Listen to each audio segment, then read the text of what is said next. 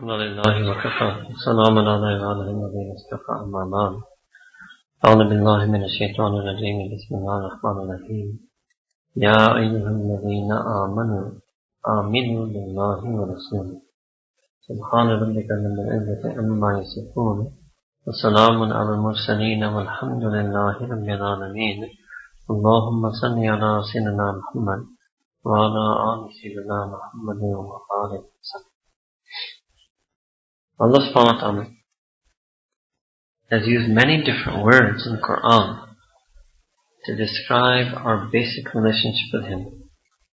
One word is Iman, one word is Islam, one word is Deen. And there's a reason why Allah subhanahu wa ta'ala has used principally these three words, and there's another one or two words. I want to discuss those words with you today. First thing is this word Iman. In the Arabic language, almost all words come from a root, a source, which is made up of three letters. So this word Iman has come from the root Hamza, Mim, Nun, A-Ma-Na. And what does Iman mean? It's related, all the words that come from the same root, they're related to one another. So Iman is related to Aman. Aman means to enter a state of peace, security, sanctity, sanctuary. So Iman means that feeling that a person takes in their heart, that there is only one Allah subhanahu wa ta'ala, that puts them inside a state of Aman. This can be understood in many. Aman again meant peace and security. This can mean number one, obviously, now they are in Aman from the fire of Jahannam. They're in Aman from the fire of hell. They are in Aman from the difficulties of the Day of Judgment. They are in Aman from the azab, the punishment in the grave. They are now entered into a state of Aman. It will also be understood in this world that they will get peace of heart. They will get contentment of heart. They will get serenity, tranquility, contentment of heart. They will enter into Aman because of their Iman in Allah subhanahu wa ta'ala. Just like sometimes you find a person in this world and outwardly there is some difficulty that has come upon him. He's going through some tough time, but he seems very relaxed. If you ask him that, let's say for example, he has a very tough court case where has some big enemy, hostility, envy, enmity. But you see, he's sitting very relaxed. So you asked him, why are you so relaxed? You're going through such a tough time. He says, oh, it's okay, my dad will take care of everything. Or my friend, the governor, he'll take care of everything. Be relaxed. Because he knows he has a relationship with someone, and due to that relationship with that someone, he knows he is in Aman. He knows he is in peace and security. Just like the Abd, when they have Iman in their Rabb, just like when the human servant and slave has Iman in Allah subhanahu wa ta'ala, he enters into Aman. He's relaxed. Relaxed. Now, let me show you, let's start with Hadith. So one very well-known Hadith, narrated by Imam Bukhari and Imam Muslim, rahimahumullah, is that the angel Jibreel came, long Hadith, I'm going to mention one part of it to you, that the angel Jibreel, he came, and he asked Sayyidina Rasulullah sallallahu alaihi wasallam a question, number of questions. One question was, what is Iman? And Sayyidina Rasulullah responded that Iman is to believe in Allah subhanahu wa ta'ala, believe in all of the prophets and messengers, to believe in all of the books and scriptures, to believe in life after death, resurrection, hereafter, the divine decree, the good in it, the bad in it, etc. Okay. Now I ask you, how many of you think that did the Prophet did he answer the question? Did Sayyidina Rasulullah answer the question? Raise your hand if you think he answered the question. Raise your hand. Do you think Sayyidina Rasulullah answered the question? So if you're not raising your hand, you mean you don't think he answered the question? I ask again, did Sayyidina Rasulullah answer the question? Okay, no, he did not answer the question. What was the question? The question was, what is Iman? So the Prophet in this particular hadith did not tell you what Iman is. He told you the things you have to have Iman in. He didn't tell you what Iman in English. Sometimes people translate Iman as faith or belief. The Prophet didn't tell you what faith and belief, what Iman is. He told you what are the objects of faith, the article of faith, what you should have Iman in. Iman is, in other words, the Prophet answered, the question was, what is Iman? And the Prophet said, Iman is to have Iman in Allah subhanahu wa ta'ala, the messengers, the book, the judgment, etc. This is acceptable completely in Arabic, because in Arabic actually they have different ways of defining things. That's the language. In English, whenever we want a definition of something, if somebody asks you to define something, you always define it by its essence. In Arabic we call it haqiqat, it's mahiyya, its essence. But in Arabic you can sometimes define something by defining what it itself is. Sometimes you can also define something by defining its object. Sometimes you can define it by defining its subject. Sometimes you can define it by describing its sifat, its characteristics. So Sayyidina Rasulullah made a perfectly acceptable answer in Arabic. But for us in English, we're still left with the question, what is Iman itself? Right? Those are the things to have Iman in. You understand? So now I will show you actually, and it's important that you learn this lesson, that any time you want to understand anything in Deen of Islam, you can never understand it from just one ayah or just one hadith. And many times people will try to convince you, they will take one hadith and the whole understanding they want you to have based on that hadith. So what you have to do, let me explain to you in simple terms what the Islamic scholar tradition did. They will build the workshop. What does the workshop mean? So what's the question in front of us today? What is Iman? How will we answer the question? You have to put in the workshop, put on the table, every single ayah, every single verse of Qur'an, where Allah subhanahu wa ta'ala mentions the word Iman, or Mu'min, or Mu'mineen, or Amanu, or any word related to Iman. Then you have to look at the tafsir, a commentary of every single scholar of Qur'an on every single one of those ayahs. Then you have to go to the Sunnah, and you have to take every single hadith in which Sayyidina Rasulullah talked about Iman. Then you have to look at the hadith commentaries, and you have to look at the commentary of every single muhaddith hadith scholar. What was his explanation and commentary of every hadith scholar on every one of those hadith? Then you have built the workshop, then you will roll up your sleeves, and you will dive in, and then you will swim around, and then you will get some understanding of what is Iman. That's the way knowledge in our deen works. Very different from just plucking out one hadith and telling it to you. Now obviously I cannot build such a big workshop for you in a small talk, right? Not go through all those ayahs, all the tafsir, all those hadith. It's important for you to know how it should be done. You know, when we were in madrasa, Imam Bukhari rahimahullah ta'ala has gathered some hadith, not even every hadith, just some few hadith on the topic of Iman. And it took us in the madrasa 2 months to go through them. 2 months means 6 days a week, 1 hour a day. 1 hour a day every day, or 1 hour a day for 6 days a week, or 2 months just to go through those few pages of hadith. That's how we study in the madrasa. So let's go back, so I will show you a few hadith. First I will ask you the question now that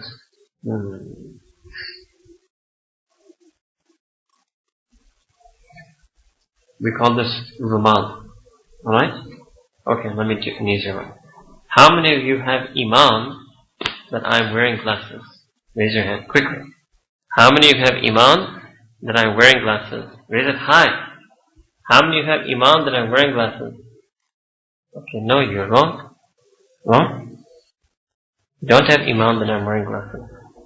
You have something else that's called Shahadah.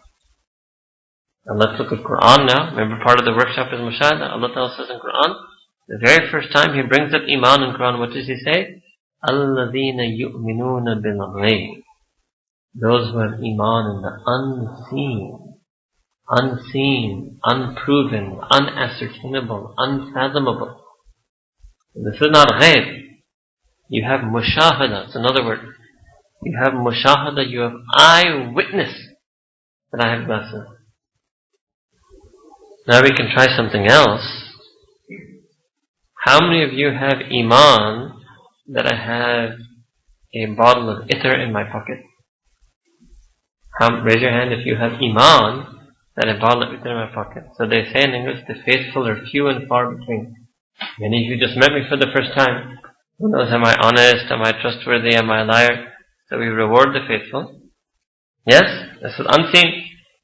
If you believed I had it in my pocket, without seeing it, without it being proven to you, that is called Iman.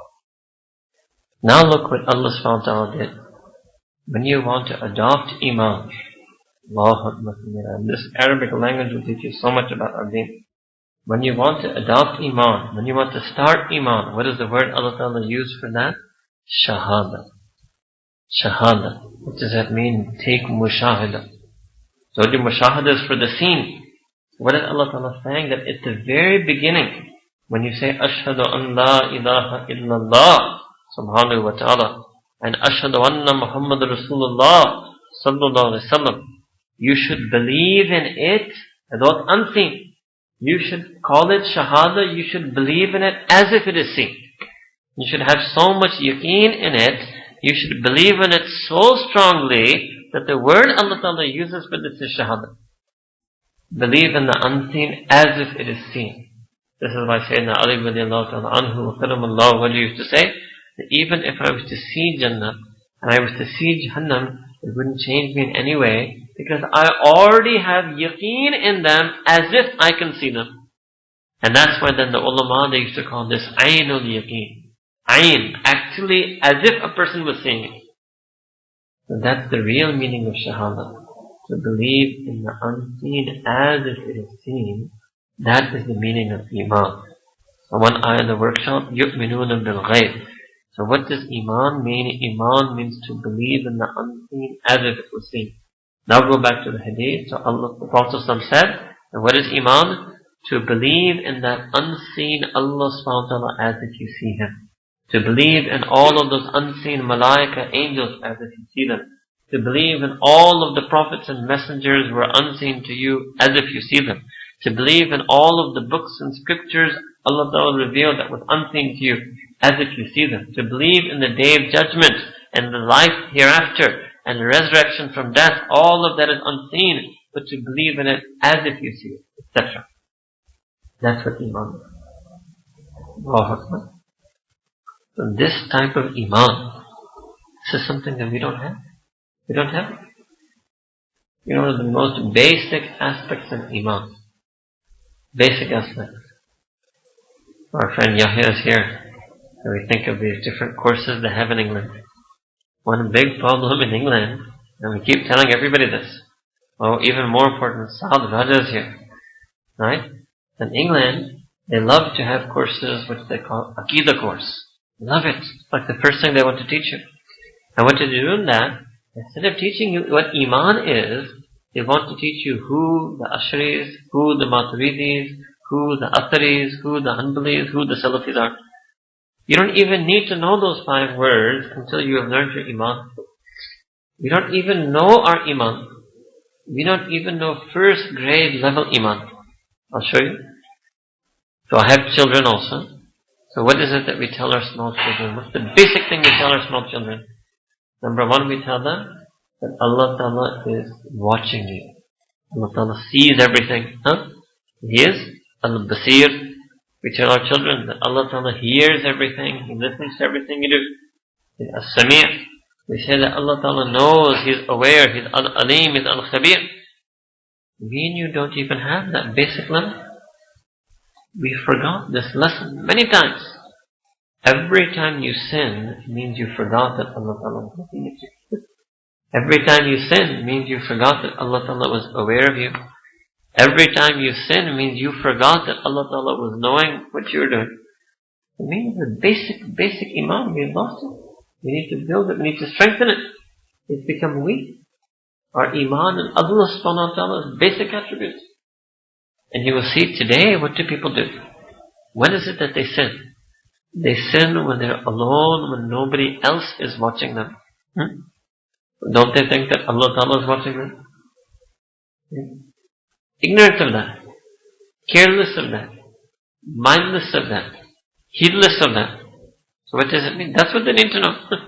They need one day intensive, one day course on the fact that Allah Ta'ala is Al-Basir, and He's Al-Sami', and He's Al-Alim, and He's Al-Khabir. When they sin, what do they do after they sin? They try to make sure that nobody should know about it. They try to hide their tracks. They may lie to cover up their sin.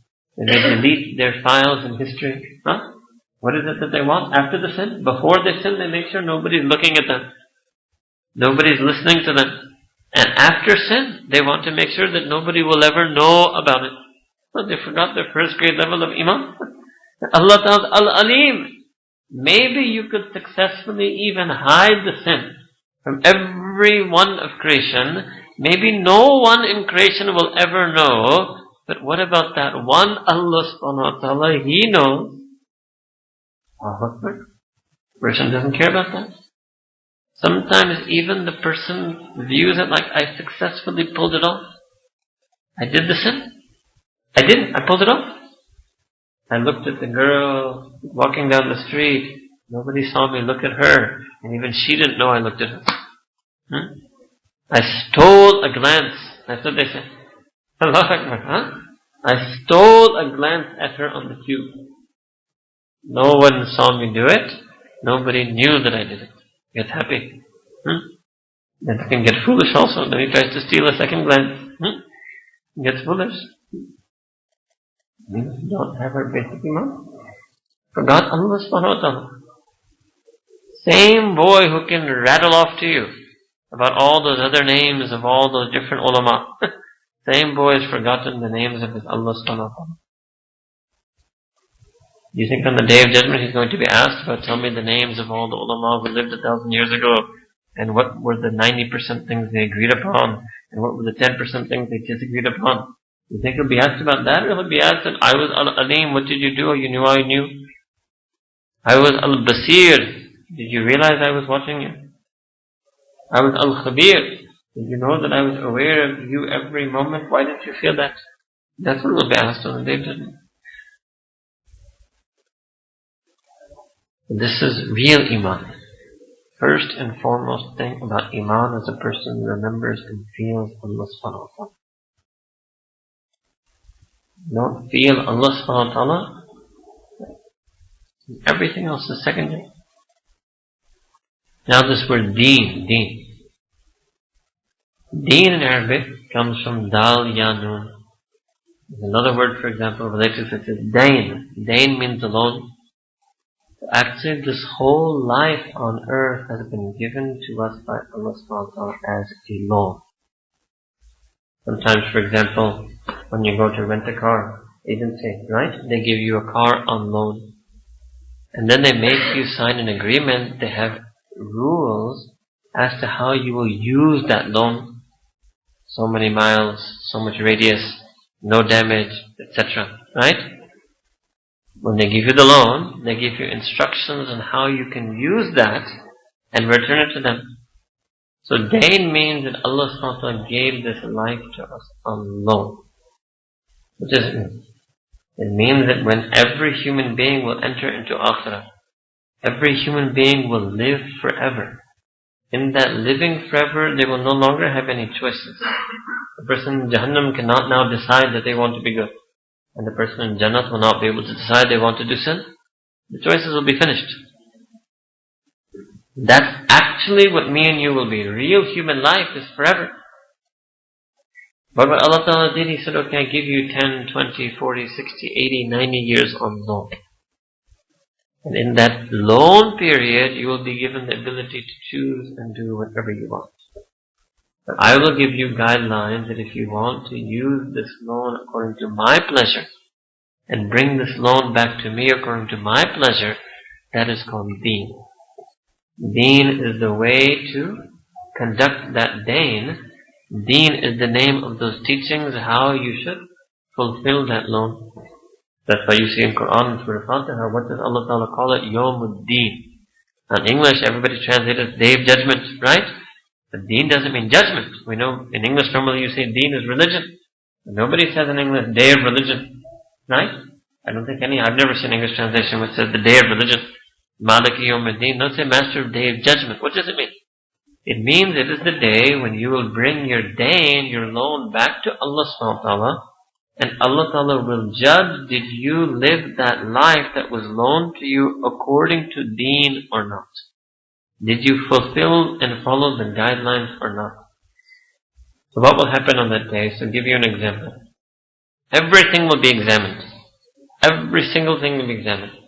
I'll give you an idea of a few questions. So one examination will be your eyes. Eyes were given to you on loan. How did you use your eyes? There will be one person there who did not use the loan properly. He used his eyes to look at things that Allah subhanahu wa ta'ala did not want him to look at. He misused the loan. Allah subhanahu wa ta'ala said, okay, it means that you have shown that you are not worthy of this. That Allah ta'ala could maybe take his eyesight away. It comes in Qur'an that there will be some people who will be made to stand on the Day of Judgment, that they will be blinded by Allah subhanahu wa ta'ala. What does that mean? Number one, they will not be able to see Allah subhanahu wa ta'ala. What does that mean? Number two, they will not be able to see Sayyidina Rasulullah sallallahu alaihi wasallam. What does that mean? Number three, if they really misuse their eyes, they may have to go, even if they're mu'min, even if they have Iman, they may have to go to Jahannam for some period of time to get the punishment in order to get that eye back. And they won't be able to even see from which way the punishment is coming. That's part of the punishment of Jahannam. They won't even be able to see the flames coming at them. Why? Because they were given this eye alone, and they didn't fulfill the loan according to deen. But it can be another person. It takes the same question. How did you use your eyes? And he will be a person, his answer, which is written in his book of deeds, is he used his eyes, which were on loan, he used them according to deen. He used to lower his gaze from the things Allah Ta'ala didn't want him to see. He used to like to go to Makkah and look at Kaaba. He used to like to open his copy of Qur'an and look at the word of Allah subhanahu wa ta'ala. Kalamullah. He used his eyes the way Allah subhanahu wa ta'ala wanted him to use according to deen. Allah Ta'ala will say, you have shown that you are worthy of these eyes. I give these eyes back to you, but now you don't have to look at the things on earth. I give these eyes back to you. Go look at my Yusuf alayhi salam. I give these eyes back to you. Go look at As-Siddiq, Sayyidina Abu Bakr. I give these eyes back to you. Go look at Sayyidina Rasulullah sallallahu alaihi wasallam. I give these eyes back to you. Come look at me. Do ru'yat of Allah subhanahu wa ta'ala. Oh, and how long will he be able to do that? Forever. Forever. He can use eyes to look at Sahaba, to look at Anbiya, to look at Muhaddithin, to look at Allah subhanahu wa ta'ala. Forever. You use the loan properly, I give it to you back forever. Allah is Allah. Allah is Allah. He does things the way Allah Ta'ala would do things. Same like that, a person will have next exam will be his ears. Very simple. You may think I'm giving you such a basic talk. We don't know our basics. We want to hear fancy talks on this and that. We don't know our basics. We are not following and we're not feeling the basics of Islam. A person will be examined about their ears. You were given these ears on loan. Did you use them according to deen? The instructions, the guidelines that were given to you. Maybe this person will say no. His book of deeds will say no. That he used his ear to listen to music. What is music? Music is the foolish, fanciful lyrics of some drugged up addict. That's what music is. Basically, that's what music is. So he listened to music. He listened to backbiting. He listened to lying. He listened to gossip. He listened to slander. Allah knows, right? It'll all be there right in front of him in his book of deeds. Allah Ta'ala said, oh, you're not worthy of the loan. You weren't worthy of this loan. You have to go into Jahannam. And you will go deaf to Jahannam.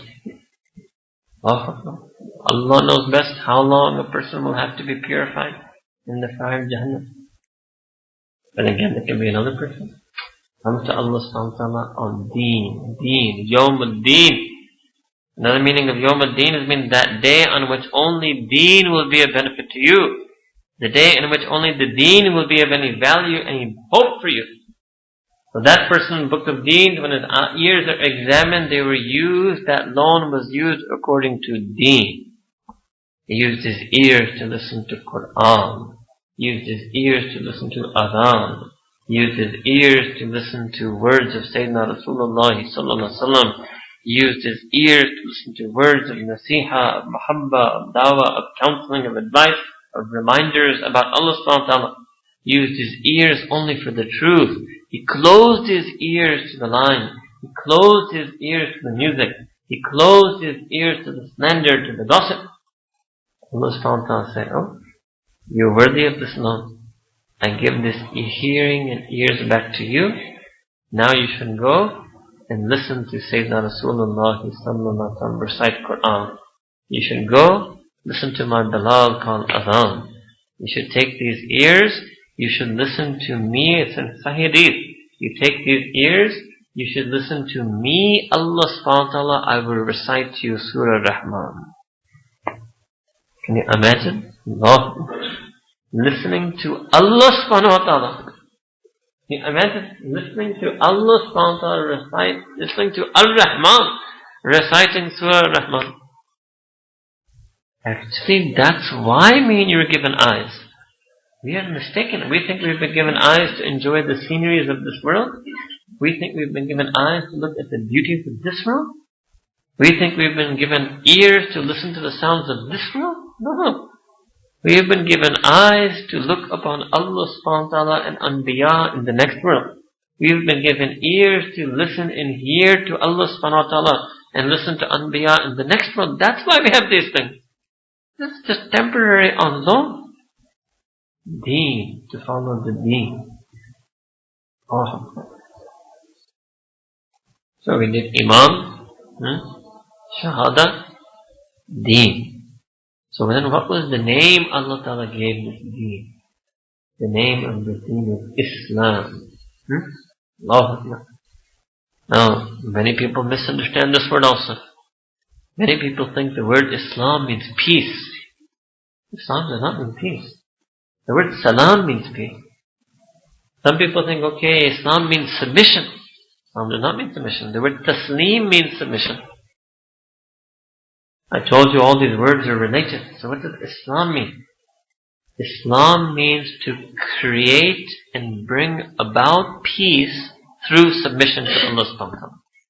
Islam means to create salam through taslim. That's what Islam means. To create inner peace, your own peace, individual peace, by submitting as an individual to Allah subhanahu wa ta'ala. To create family peace by submitting as an entire family to Allah subhanahu wa ta'ala. To create community peace by submitting as an entire community to Allah subhanahu wa ta'ala. And the deen has so much power, if human beings wanted to create absolute peace in all of humanity, both inner peace, interpersonal peace, international peace, through complete submission of all of humanity to Allah subhanahu wa ta'ala. Islam means to create peace through submission. Allahu Akbar. What a beautiful way of life. What a beautiful way of life. So easy. Just do whatever Allah Ta'ala wants you to do, and you will have peace. You will be happy. You will be pleased if you do what is pleasing to Allah Subhanahu wa Ta'ala. You will be pleased if you make yourself pleasing to Allah Subhanahu wa Ta'ala. If you do what's pleasing to Allah Subhanahu wa Ta'ala, Allah Subhanahu wa Ta'ala Himself will be pleased with you. That's what Islam means. That's why Allah Ta'ala said in Qur'an, Inna Deena Inna Allahi Islam. That's the only deen, the only way to fulfill this loan of life, now according to Allah subhanahu wa ta'ala, is Al-Islam. Is it by submitting to every single command and pleasure of Allah subhanahu wa ta'ala and bringing about peace in your life. Such a beautiful deen Allah Ta'ala gave us. Iman, Islam, Deen. Another word Sayyidina Rasulullah used, and the Qur'an Kareem Allah subhanahu wa ta'ala used, it is called Ihsan. In fact, this hadith in Bukhari and Muslim, Angel Jibreel, he asked a couple of other questions, but principally he asked, what is Iman, what is Islam, and what is Ihsan? And then when the angel left, Sayyidina Rasulullah told Sahaba that that was the angel Jibreel, he came to teach you your deen. So deen means Iman, Islam, and third thing is Ihsan. So when the angel Jibreel asked the Prophet what is Ihsan, Sayyidina Rasulullah responded, Allahu Akbar. It means it's part of deen.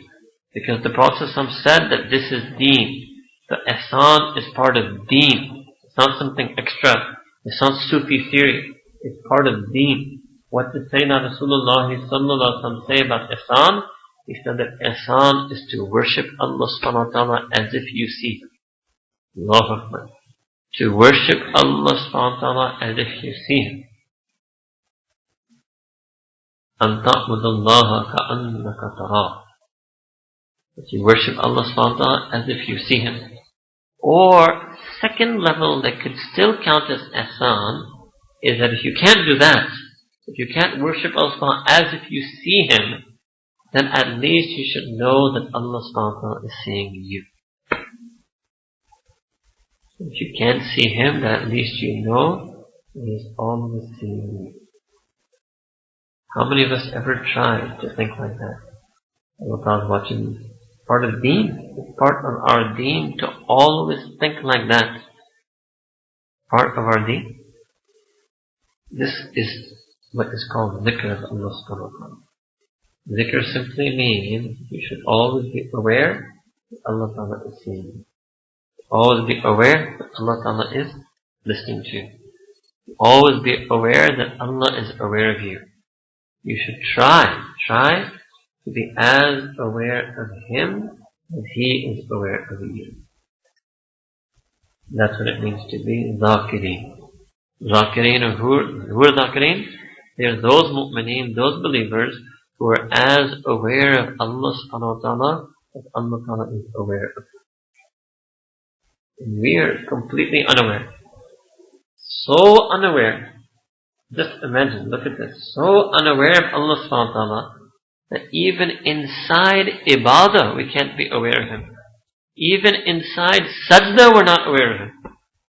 Can you imagine how unaware a person has to be? How distant they must be from Allah subhanahu wa ta'ala. That they entered into the masjid, they're still unaware. They make wudu, they're still unaware. They stand on the musalla, they're still unaware. They enter, they say takbir tahrima, they're still unaware. They're reciting Fatiha, the word of Allah, Kalamullah is on their tongue, and they say, I still don't think about Allah Ta'ala. I don't feel Allah Ta'ala myself. Oh, they're reciting His Kalam on their tongue. They're reciting Kalamullah on their tongue, and their heart is still unaware. Their body goes into dhikr, the sajda. Their heart is still unaware. So unaware of Allah subhanahu wa ta'ala. He is so aware of us. Comes in Sahih Hadith that when a person makes salah, makes niyat and starts the salah, then, how can I explain it in English? It's like you can imagine Allah subhanahu wa ta'ala spotlight comes on them. Allah ta'ala becomes so aware of them, is mutawajjih. Means that Allah subhanahu wa ta'ala's focus. Allah subhanahu wa ta'ala focuses His awareness on them. That's Allah subhanahu wa ta'ala, that's what He does. When they enter into salah, Allah ta'ala focuses His awareness on that believer. If only that believer, when he entered into salah, if he could focus his awareness on Allah, and imagine that salah where Allah is focused on believer, and believer is focused on Allah, that is that salah that Sayyidina Rasulullah sallallahu alaihi wasallam said, as-salatu mi'raj al-mu'min. That salah is the ascension of a mu'min. That type of salah. And could there be any greater tragedy that the believer actually gets the attention of Allah, gets the focus of Allah? That's what is attention. We always want other people to give us attention. We love it if somebody gives us attention, right? This person, Allah subhanahu wa ta'ala is giving them attention, and they're still unaware.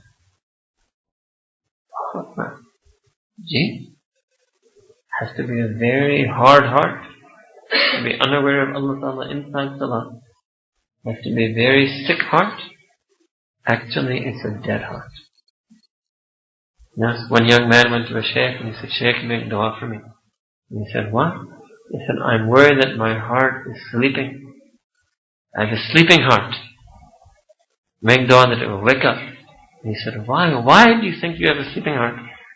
So he said, because when you say words from Qur'an, you say Qala Allahu Ta'ala, you say Kalam Allah, tell me some verses from Qur'an. And you say Qala Rasulullah Sallallahu Alaihi Wasallam, you tell me words from Hadith. It has no effect on them. No effect. So I'm worried that my heart is sleeping. He said, oh young man, your heart is not sleeping, your heart is dead. Because when something is sleeping, when you shake it, it wakes up.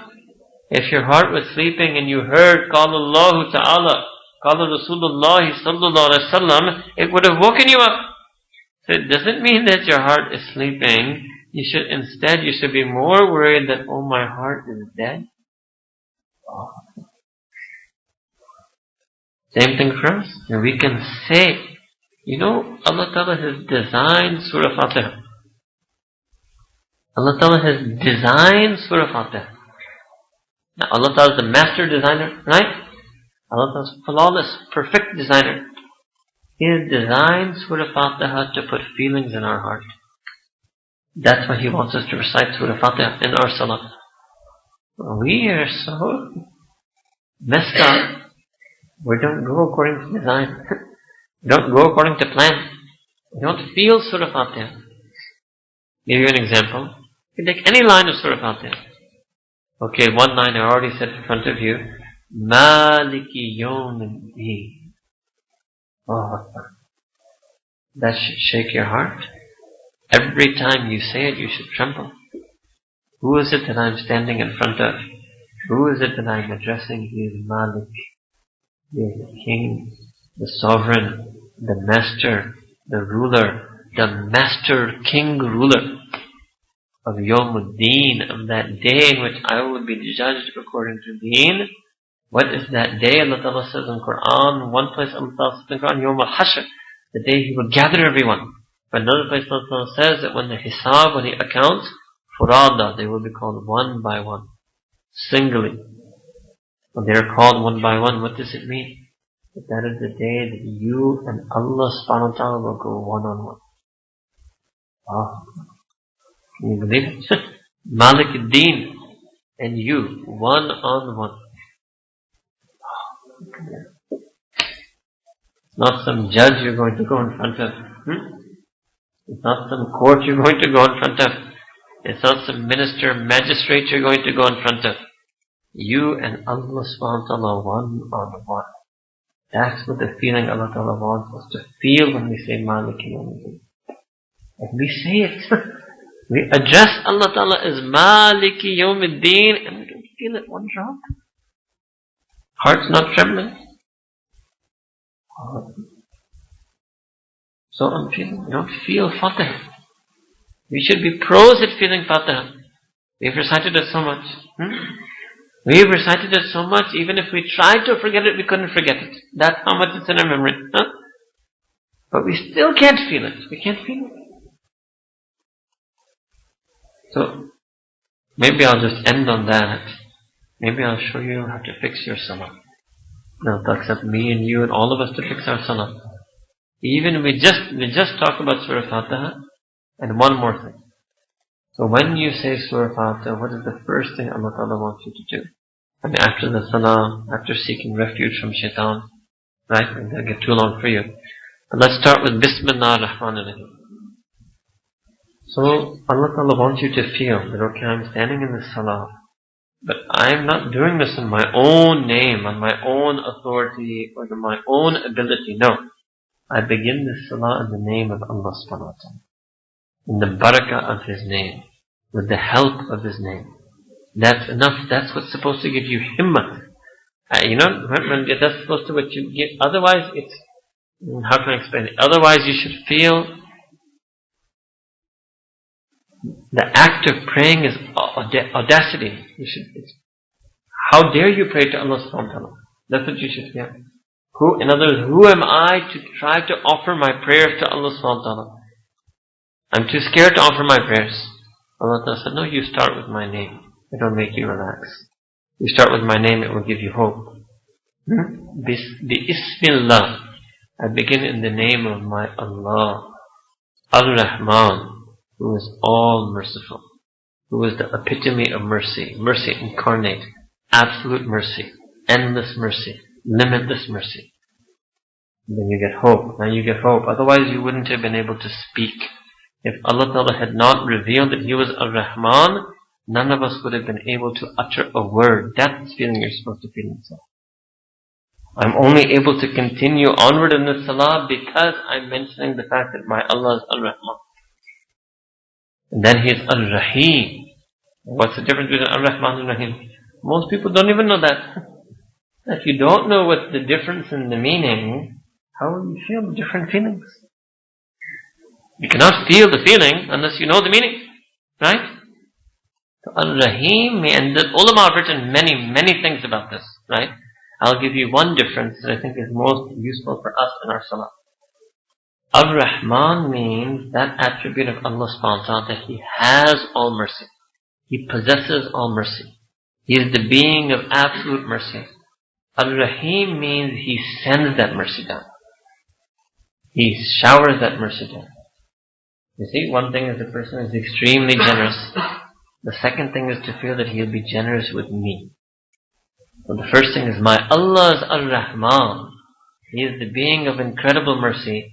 And He is Ar-Rahim, and He sends that mercy down on me.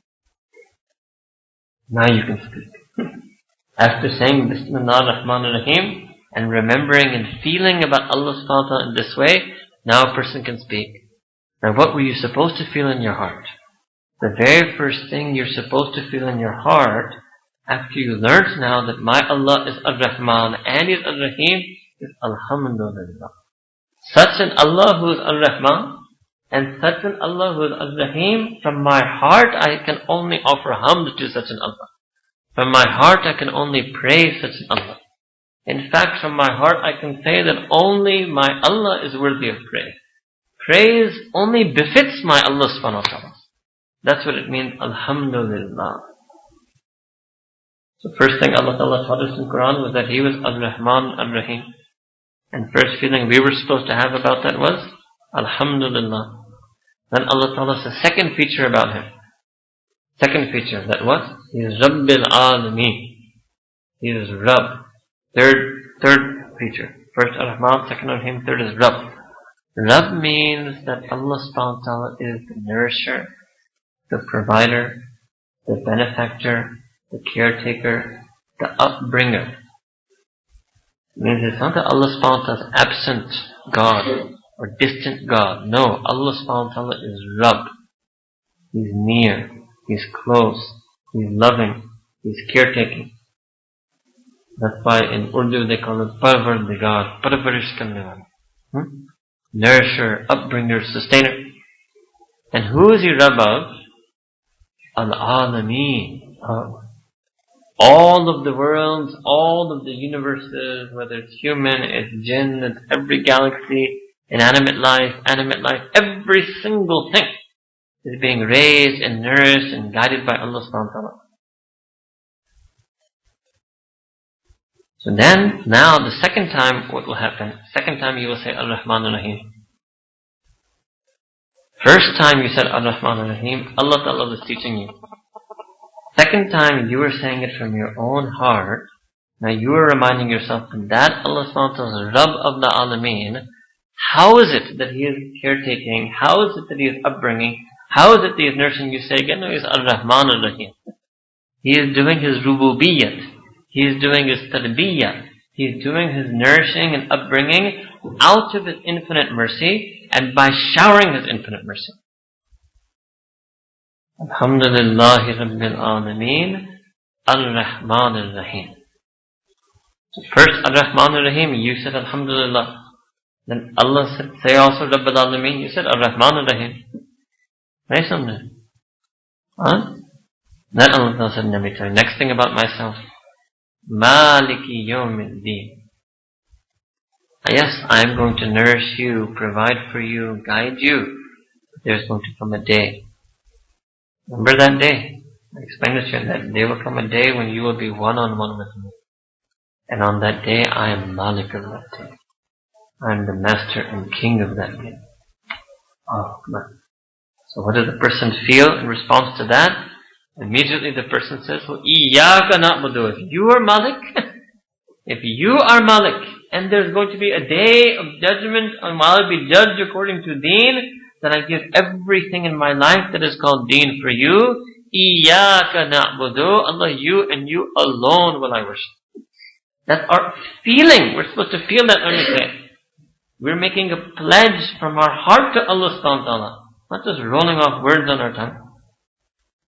Now what happens? Now the person's feeling, after they said, Iyaka na'budu, Allah, only you, you're Malik, and I'm going to be your Abd. You told me that you are my Malik, you are my master, I'm going to be your Abd, I'm going to be your slave. Now what happens? The person's feeling, he feels, oh, I just said a big thing. What did I just do?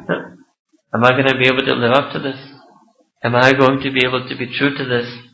Do I have it in me on my own, on the basis of my own ability to be an Abd of that Malik? No way. I'm going to need help. Who am I going to get help from? That same Ar-Rahman Ar-Rahim. So immediately after saying, Iyaka na'budu, what did he say? Iyaka nasta'in. Oh, I'm going to take your help. You're going to help me be your Abd. I'm going to only and only ask you for help in this. Means I'm going to turn to your Qur'an and the Sunnah of your Nabi alayhi salam. I'm going to turn to the teachers of your Qur'an and the teachers of Sunnah of Nabi alayhi salam. So he says, Iyaka na'budu wa Iyaka nasta'in. And then practically, he asks for the first help. Practically does it. But he says, Iyaka nasta'in, Allah Ta'ala, only you will I turn for help. So Allah Ta'ala teaches us what's the first help you need from me. What's the most important help you need from me? What's the help you need from me 5 times a day? And over 17, 20 times in every rakat a day? And you need it every day of your life. What is the help you need from me? You will need my hidayah. You will need this thing called hidayah, guidance. So Allah is teaching us how to feel. So what's the very first help? Yes, ihdina. Here, beautiful. Allah Ta'ala is also showing, don't be selfish. Ihdina, Allah Ta'ala grant hidayah to all of us. I'm not alone here. I'm not a sole, solitary abd of yours. I belong to the ummah of Sayyidina Rasulullah sallallahu alaihi wasallam. And just like he was concerned with his ummah at every single step of his life, Allah Ta'ala, this dua of hidayah is what Allah Ta'ala is teaching us. That you should feel that this dua that you will need every step of your life, not only should you feel that you need it, you should feel and share and involve the whole ummah in it. Ihdina, Allah Ta'ala guide me and all of us. Oh. And in guidance, I can't become your abd on my own. This big pledge I made to you, that I'm only going to become your abd, I need your guidance for that. And what is that guidance? Siratul Mustaqim. The straight path. Very interesting word Allah Ta'ala used here. Sirat and Mustaqim. Both of them very important words to understand. Why did Allah Ta'ala call it a sirat? Like I told you, path. Because it means it's something that you've now stood on the path because you took Iman, right? And now you need to travel on this path. So it implies that in deen of Islam, it's not just that you accept Iman and you're static. You're stationary. No, you have to move. You have to travel. This Allah Ta'ala explains in the Qur'an, the qurb, you're supposed to get close to Allah subhanahu wa ta'ala. Become more in love with Allah subhanahu wa ta'ala. Get more and more and more and more. And if you want to travel, everybody wants to travel on a path that is straight. Mustaqim means straight. It means also well established, well laid out. Well established, well laid out, clear and straight. So Allah Ta'ala told us we should make hidayah for that. And then Allah Ta'ala in this ayah, at least in Surah Fatah, in this surah, mentions one feature of this path. One important feature. Siratul Ladina. Means that this is the path of those. Means this is not a path in which nobody has gone before. No. This is the path where people before me have traveled this path. They've gotten close to Allah Ta'ala on this path. They've made themselves pleasing to Allah Subhanahu wa Ta'ala on this path. In other words, they are already footsteps and footprints on this path. And I want to put my footprints in those footsteps. That's what our deen teaches us. Yes. All of deen is like that.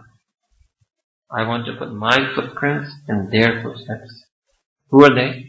الَّذِينَ أَنْأَمْتَ عَلَيْهِمْ. They're those people whom you, Allah subhanahu wa ta'ala, you sent your in'amat, your blessings on them. This Allah Ta'ala explains in another ayah of Qur'an. الَّذِينَ أَنْأَمَ اللَّهُ. Those who are those people who Allah Ta'ala sent His blessings. مِنَ النَّبِيِّينَ وَالصِّدِّقِينَ وَالشُّهَدَاءِ وَالصَّالِحِينَ. They're all of the prophets and messengers. They're Siddiqeen, the true followers of the prophets and messengers. They're Shahadah, the martyrs, the ones who are willing to give their very life for this deen. Their whole life for this deen. And Salihin, the righteous, pious believers in Allah subhanahu wa ta'ala. So they're all of those footsteps. You would think it would have been enough just the Prophet ﷺ. No, Allah is teaching us in Qur'an that Nabi Kareem ﷺ is the head.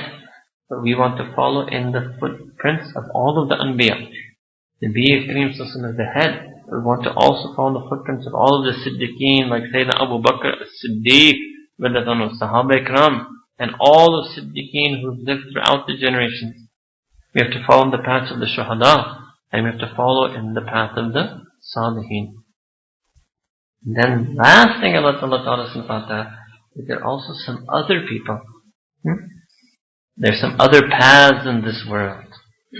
Other paths of some other people. And you don't want to follow that.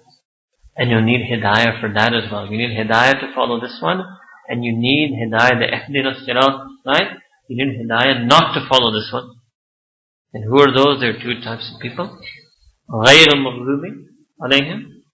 Not the path, not of those, and not the path of those who have earned your anger in any way. Now the Mufassirun, if some scholars of Quran have sometimes explained this in particular ways, I will leave it open for you. Not the path of anyone who you are angry with. Whoever they may be. Whatever they may be. And number two, not the path that okay, so you're not angry with them, but they're themselves, they're still astray. They're still misguided. They're still astray. I don't want to be with them either. Oh, you have to learn how to feel Fatiha. If we could say Surah Fatiha with feeling, I'd even say if you could say it with feeling once a day. Not even saying do it every rakat. I would love that we could all do it. Feel it in every rakat and every salah. But you have to fix your salah one step at a time. Even if you can feel your Fatiha once a day, you will find the heart start waking up. You will find your salah getting better. Then you will feel it twice a day. Then you will feel it 3 times a day. And mashallah, we have so many opportunities. Not asking you to do anything new. If you're sitting in the masjid with me, means you're a person who prays salah at least sometimes, right? Every time you pray salah is a choice that you want to feel Fatiha. You want to say it with feeling, or you want to say it without feeling. It's your choice. Your choice. And I gave you just one example. Many feelings, oceans of feelings in Surah Fatiha. I gave you one feeling for each ayah, right? Many feelings you can feel. But until we make our heart feeling the feelings of Qur'an, we've not been true to our Iman. That's why Allah subhanahu wa ta'ala said, so I end with the same ayah recited in the beginning. That's why Allah subhanahu wa ta'ala said in Qur'an, Ya ayyuhal ladhina aminu billahi wa rasulih, that all you who have adopted Iman, who have begun this journey of Iman, have true Iman, have deep Iman, strive for Kamal Iman in Allah subhanahu wa ta'ala and the Prophet sallallahu alaihi wasallam. So in this ayah, and again the ulama have written a lot in this ayah, the 2 types of Iman are being mentioned. One, you can call it bare minimum Iman, nafs-e-Iman, raw material of Iman. And the second one being invited towards is Kamal Iman, which means all of the attributes, feelings of Iman. Those feelings are in Qur'an. Shakireen, Sabirin, Mutawakkilin, محسنين, مخلصين, صديقين, صادقين, muttaqeen, tawabin, awabin. So many words in Qur'an. All of those words, sabr, shukr, tawakkul, right? Ihsan, dhikr. All of those are the attributes, the feelings of Iman. So, Ya ayyuhal ladhina amanu, O you who have professed Iman with your tongue and have accepted Iman with your mind, aminu, start feeling the feelings that should go along with Iman, and start feeling those feelings about Allah subhanahu wa ta'ala and about Sayyidina Rasulullah sallallahu alayhi wa sallam. May Allah ta'ala accept us for true Iman. May He make our real Shahadah. See, one is the Shahadah that you accept Iman, and the other is the Shahadah that your book of deeds will offer. That was the title of today's talk, True Meaning of Shahadah. That's going to be the real Shahadah. One Shahadah is our tongue on this earth, and one Shahadah is our book of deeds. Start writing your book of deeds yourself before Shaitan and do not start writing it for you. And start writing it every day at a time, every line at a time. That is the real Shahadah that will happen to us. May Allah Ta'ala accept our Iman. May He adorn our Iman with all of the sifat of the believers. And may He raise us up on the day of judgment in such a state that we are pleasing to Him and that He is pleased with us. وآخر دعوانا أن الحمد لله رب العالمين. Make dua subhana rabbina al-khab. اللهم صل على سيدنا محمد وعلى آل سيدنا محمد وبارك وسلم. ربنا ظلمنا أنفسنا وإن لم تغفر لنا وترحمنا لنكونن من الخاسرين. رب اغفر وارحم وأنت خير الراحمين. اللهم اجعلنا من المتقين والصابرين والشاكرين والذاكرين والتوابين والأوابين والصادقين والصديقين والقانتين والمصلين والمتقين والمحسنين والمؤمنين والمسلمين. Ya Rabbil Alameen, Ya Arhamar Rahimeen. Ya Allah, You are our kind and generous Rabb. Ya Allah, You have given us each and every gift since the moment we were born. You gave us the gift of Iman, the gift of Qur'an, the gift of Deen Islam, the gift of the Sunnah of Nabi alayhi salam. Zalamna anfusana. Ya Allah, we wronged our own selves. We've allowed ourselves to become distant from You, unaware of You in our prayer. Ya Allah, we ask Your forgiveness for this sin. We wish to change ourselves. We've presented ourselves to You in Your masjid. Ya Allah, have mercy on us. Have karam on us. Have softness with us. Be gentle with us. Be kind with us. Be loving to us. Be nurturing towards us. Be overlooking towards us. Ya Allah, Ya Rabbi Kareem, accept us to feel the feelings of Qur'an. Ya Allah, our hearts have become sleeping. Our hearts have become hardened. Our hearts have become dead. Ya Allah, we are sick and tired and ashamed of our hypocrisy. We no longer want to go unfeeling in our salah. We no longer want to go unfeeling in our fatiha. We no longer want to be unfeeling in our sajda. Ya Allah, we ask that You remove all of the unlawful loves from our heart. Remove all of the unlawful lust from our heart. Remove all of the unlawful feelings from our heart. And Ya Allah, we ask that You increase our heart love for You, love for Qur'an, love for Deen of Islam, love for Sayyidina Rasulullah sallallahu alaihi wasallam, love for His Sunnah, love for His Sahaba, love for all of those who love You, love for all of those who love Him, love for all of those who are beloved to You, love for all of those things that are beloved to Him.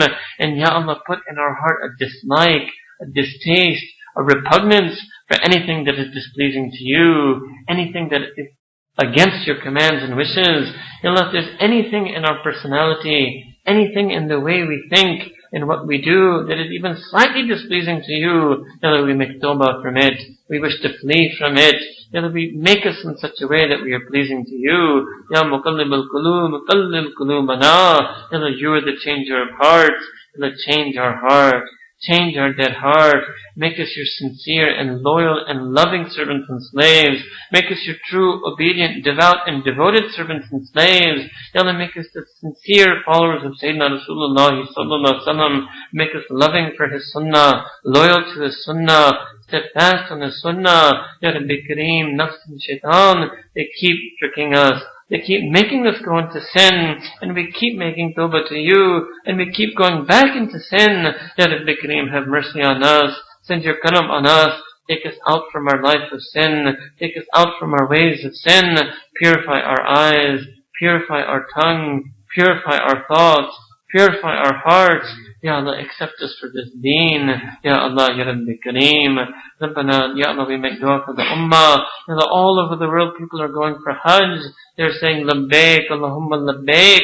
Ya Rabbi Kareem, accept the Hajj of all of the Hujjaj. Grant each and every one of them Hajjim Maqbool, Hajjim Mabrur. Accept all of their du'as for this ummah. Make this season of Hajj the season of change for the entire ummah. And Ya Allah, accept each and every one of us as a member of this ummah. And all of the du'as and all of the Hujjaj make for the ummah, accept it in our behalf as well. Accept it for us as well. And Ya Rabbi Kareem, all of those in our ummah who are oppressed, who are distressed, who are downtrodden, who are needy, Ya Allah, send your special rahmah on their hearts. Send your special mercy on their hearts. Soothe their wounded hearts. Be tender with their sad hearts. Ya Rabbi Kareem, give them solace. Give them contentment. Give them victory wherever they are. Ya Allah, Ya Rabbi Kareem. ربنا تقبل منا إنك أنت السميع العليم وتوب علينا إنك أنت التواب الرحيم وصلى الله تعالى على حبيبه سيدنا محمد وعلى آله وصحبه أجمعين برحمتك يا أرحم الراحمين.